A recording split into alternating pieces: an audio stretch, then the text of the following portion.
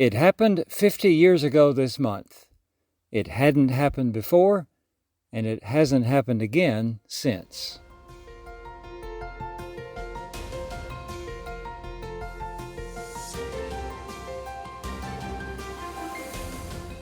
Welcome to Exploring History with Ray Notgrass, a production of Notgrass History.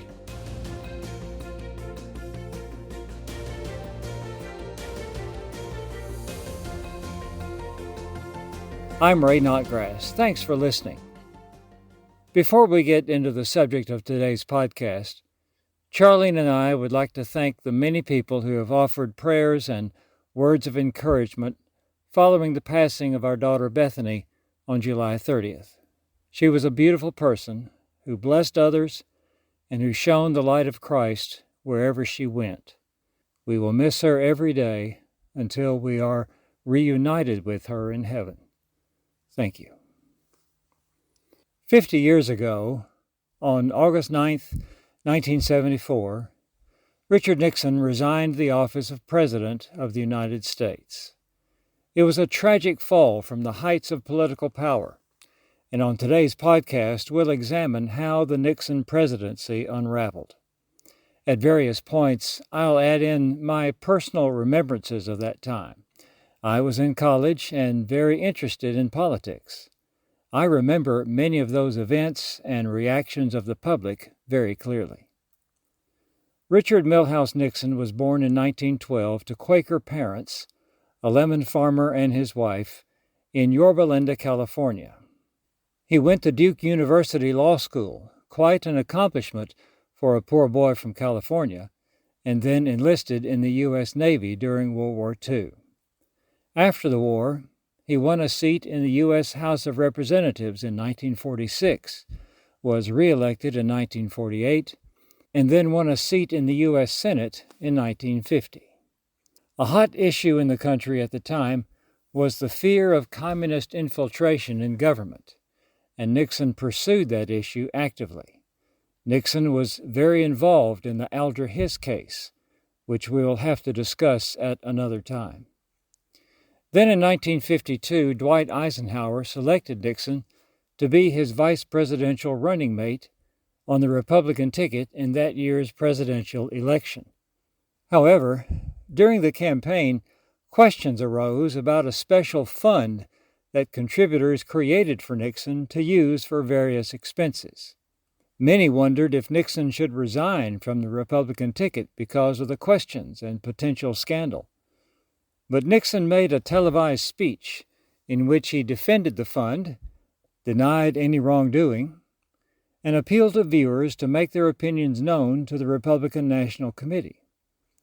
The response in support of Nixon was overwhelming, and Eisenhower kept him as his running mate. This was the first of several times in Nixon's career that he made a comeback from political difficulties. The speech Nixon made is often called the Checkers speech, because in it, Nixon made reference to a dog named Checkers that someone had given his daughters. He said that whatever happened, his family was going to keep Checkers. Nixon was Eisenhower's vice president for 8 years and was active in the administration, especially in the area of foreign policy. Nixon ran for president himself in 1960. But Senator John Kennedy defeated him in a close contest. Nixon tried to make a comeback by running for governor of California in 1962. Pretty much everyone knew that Nixon wasn't interested in being governor of California, but he was using the contest to restart his national political ambitions. However, Nixon lost that race also. The day after the election, at a press conference, a tired and bitter Nixon said farewell to the reporters present. It appeared that he was leaving politics when he added, "You don't have Nixon to kick around anymore because, gentlemen, this is my last press conference." Nixon went back to practicing law and to making speeches to Republican groups around the country as the former vice president. Over the next few years, Nixon made another comeback. He rebuilt his reputation and his status as a Republican leader. In 1968, Nixon won the Republican nomination for president. He defeated then Vice President Hubert Humphrey in a very close race and became president. Republicans never held a majority in either the House or the Senate during Nixon's presidency, so Nixon had a tough time getting many of his proposals enacted into law. He was able to reduce significantly American involvement in Vietnam, but at home, inflation was a constant problem during his time in office.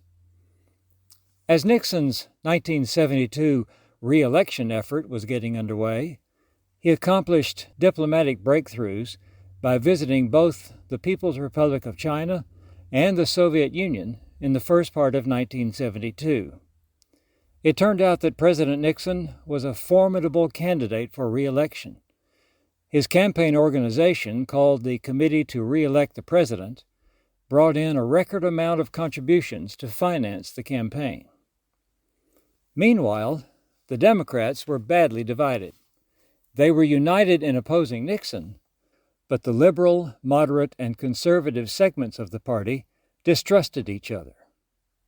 Alabama Governor George Wallace ran for president again, as he had in 1968, but this time he pursued the Democratic nomination rather than running as an independent. Wallace made impressive showings in early primaries outside of the South. However, while campaigning in Laurel, Maryland, on May 15, 1972, a mentally unbalanced man named Arthur Bremer shot and wounded Wallace. As a result of the shooting, Wallace was paralyzed from the waist down. Wallace won the Maryland and Michigan primaries the next day, but his disabling injury forced him to end his campaign. South Dakota Senator George McGovern led the liberal wing of the Democratic Party. McGovern was a World War II bomber pilot who had received the Distinguished Flying Cross. McGovern earned a Ph.D. in history and taught at Dakota Wesleyan University, which was his alma mater. McGovern had represented South Dakota in the U.S. House of Representatives and then in the U.S. Senate. McGovern had worked within the Democratic Party to help more black persons, women, and young adults to participate in the political process, and especially the National Convention. But these changes alienated the old-time Democratic political bosses. McGovern strongly opposed the Vietnam War. He received the Democratic nomination and named Missouri Senator Thomas Eagleton as his running mate. However, the Democrats seemed bent on political self-destruction. Not only did the Democrats nominate the liberal McGovern, but the final convention session ran late, and McGovern's acceptance speech was delayed until well after midnight. Then a few days after the convention, the news broke that Senator Eagleton had received psychiatric electric shock treatments in the 1960s. Many Democrats believed that Eagleton should resign from the ticket, but McGovern said that he supported his running mate, quote, 1,000%.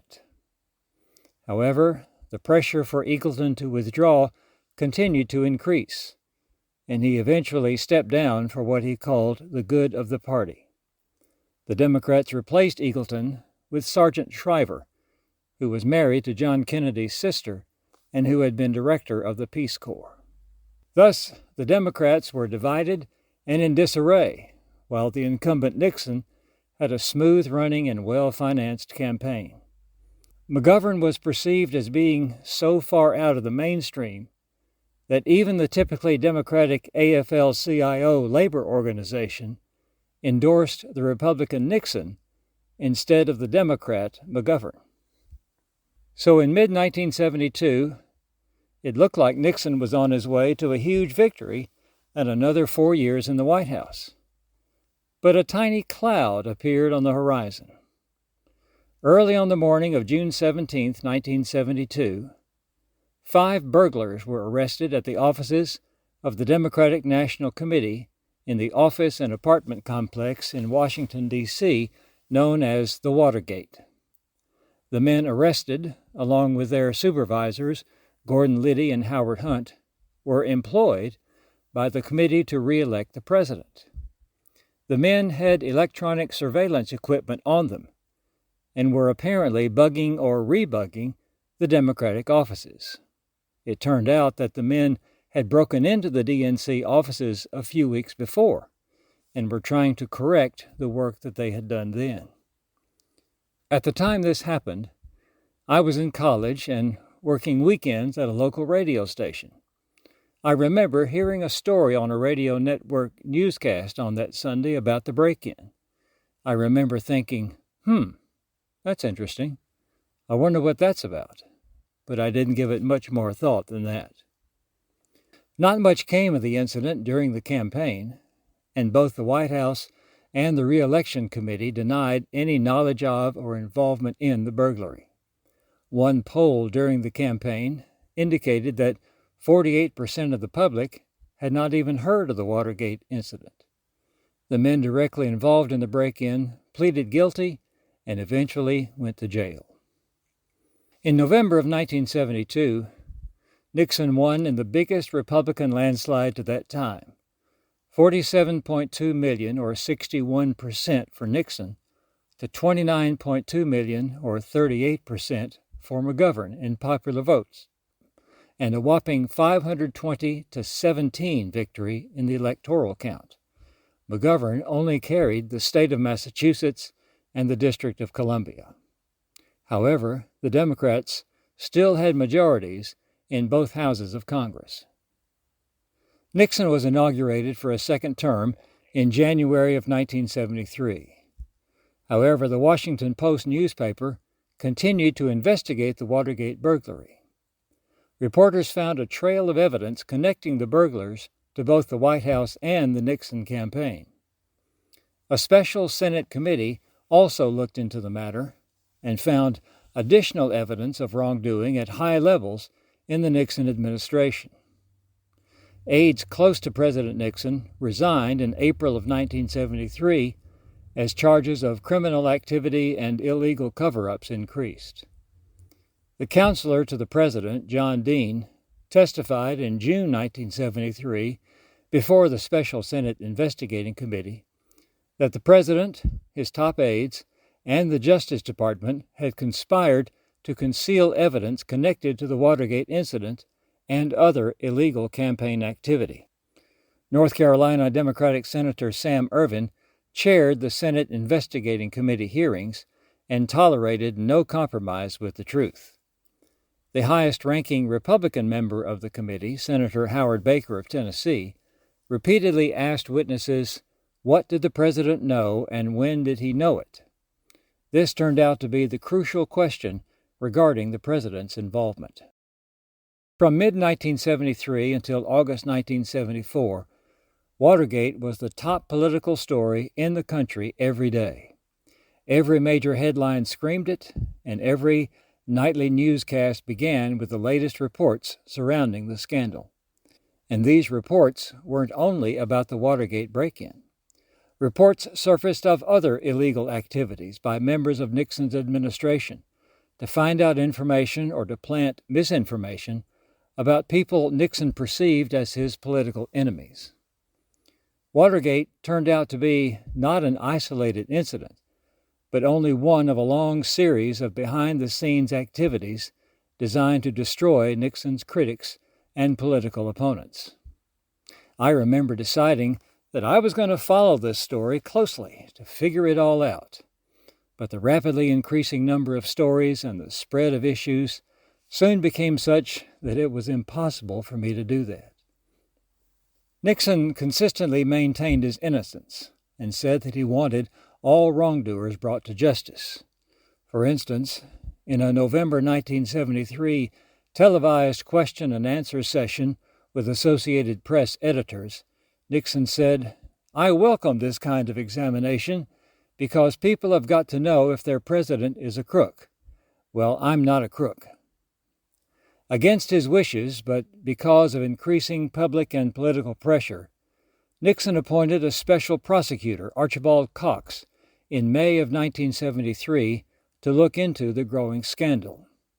A federal grand jury under Judge John Sirica worked with Cox.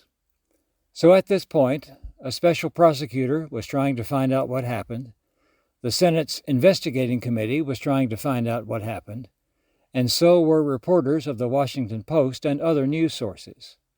Watergate truly consumed the political energy of Washington and the entire country. On July 13, 1973, a White House aide, Alexander Butterfield, revealed in his testimony before the Senate committee that Nixon had installed a secret taping system in the Oval Office to record conversations and phone calls. Special Prosecutor Cox obtained a court order to gain access to the tapes, but Nixon refused to hand them over, citing executive privilege to keep the tapes from being made public. Cox continued trying to obtain the tapes, so Nixon ordered Cox fired on Saturday, October 20, 1973. Attorney General Elliot Richardson refused to fire Cox and instead resigned. The Deputy Attorney General, William Ruckelshaus, also refused to fire Cox, so Nixon fired Ruckelshaus. The Solicitor General, Robert Bork, was next in line in the Justice Department, and he agreed to fire Cox. The incident became known as the Saturday Night Massacre. A new special prosecutor, Leon Jaworski, continued to seek access to the tapes. Judge Sirica ordered that they be turned over, but Nixon continued to refuse. Although things couldn't seem to get worse for the Republicans, they did. As the result of a separate investigation, Vice President Spiro Agnew resigned on October 10, 1973, and pleaded no contest to a charge of tax evasion related to bribes he had received from contractors while he was governor of Maryland. Nixon appointed and Congress confirmed Gerald Ford as the first non-elected vice president chosen under the provisions of the 25th Amendment. President Nixon stated in a national broadcast on April 29, 1974, that he was disclosing to the public edited transcripts of the White House tapes in question. The president hoped that these transcripts would show his innocence. One tape that he made public had a gap of silence that lasted about 18.5 minutes. The gap had apparently occurred when someone erased part of the tape. The president's secretary said that she might have accidentally erased the tape while transcribing its contents, but many people believe that someone intentionally erased that segment of the tape. In May of 1974, the Judiciary Committee of the U.S. House of Representatives, after conducting its own investigation, began formal hearings to determine whether Nixon should be impeached for high crimes and misdemeanors and have to face a trial in the Senate, possibly leading to his removal from office. In July of 1974, the Supreme Court ruled in a unanimous decision that Nixon had to release the tapes to the special prosecutor. Also that month, the House Judiciary Committee passed and sent to the full House 3 articles of impeachment against President Nixon. The charges claimed that Nixon was guilty of obstruction of justice by helping to cover up evidence related to the Watergate investigation, that he refused to cooperate with the Judiciary Committee, and that he was guilty of abuse of power and misusing government agencies to obtain information about private citizens. Nixon then released transcripts of tape-recorded conversations made just a few days after the Watergate break-in. These transcripts showed that, although Nixon did not participate in planning the Watergate burglary, he did help conceal evidence, and he agreed to mislead the public about his involvement and the involvement of others in his administration. The transcripts were the smoking gun evidence that showed the president to be guilty of covering up evidence of a crime. As the evidence became clear, fewer and fewer Republicans in Congress were willing to defend Nixon.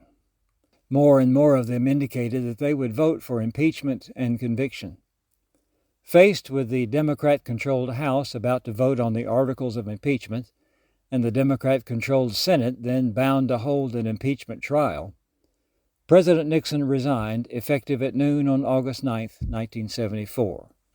He left Washington shortly before noon and became a private citizen while flying back to California.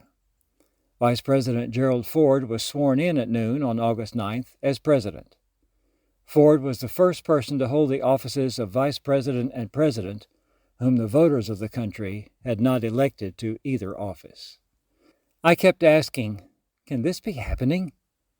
How could someone who had won in a landslide resign less than 2 years later? Why in the world would Nixon and his aides stoop to such trickery and deceit when his election was all but certain? So in August of 1974, Nixon was out of office, and the country began to focus on other matters. One such matter was the off-year congressional election that fall, in which Republicans lost badly. But 1 month after taking office, on Sunday morning, September 8, 1974, President Ford went on national television to issue a full, free, and absolute pardon to Richard Nixon for any federal crimes he might have committed while president. Many people suspected that Nixon, before he resigned, had made a deal with Ford to do this, but Ford always denied making any such deal. The new president said that he wanted to move on from Watergate and that putting a former president on trial would not help the country. It was time, Ford said, for the healing and recovery to begin.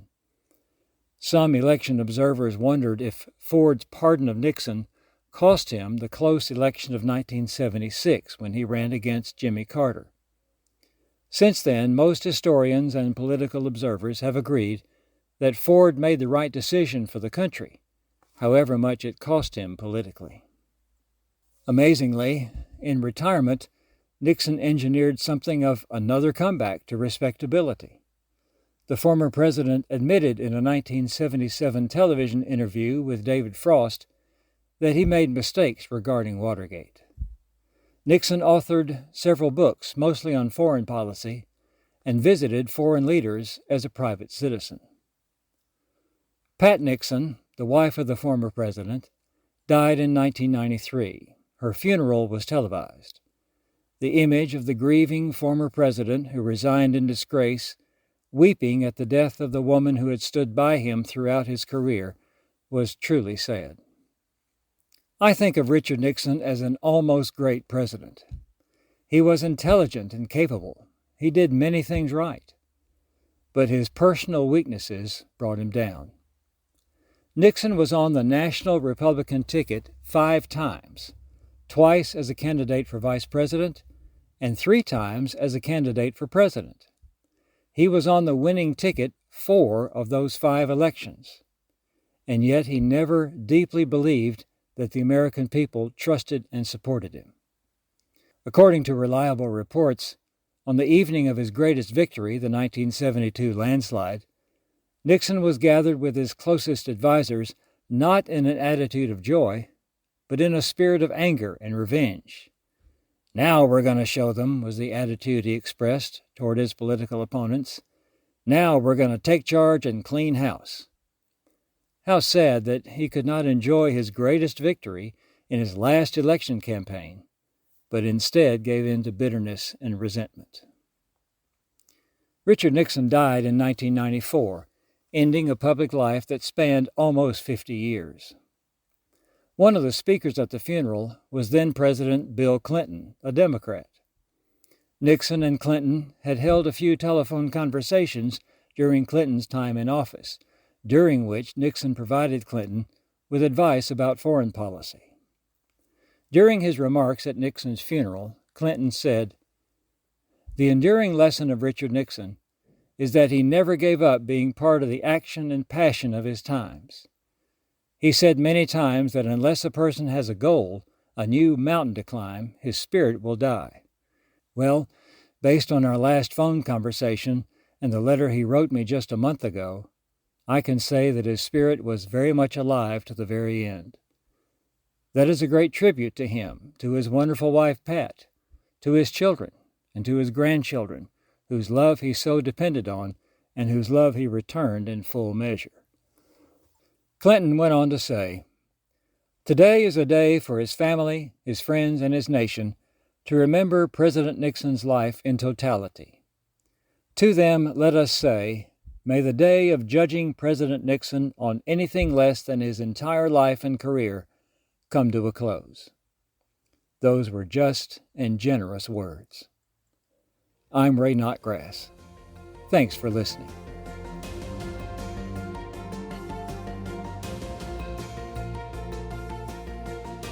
This has been Exploring History with Ray Notgrass, a production of Notgrass History. Be sure to subscribe to the podcast in your favorite podcast app, and please leave a rating and review so that we can reach more people with our episodes. If you want to learn about new homeschool resources and opportunities from Notgrass History, you can sign up for our email newsletter at exploringhistorypodcast.com. This program was produced by me, Titus Anderson. Thanks for listening.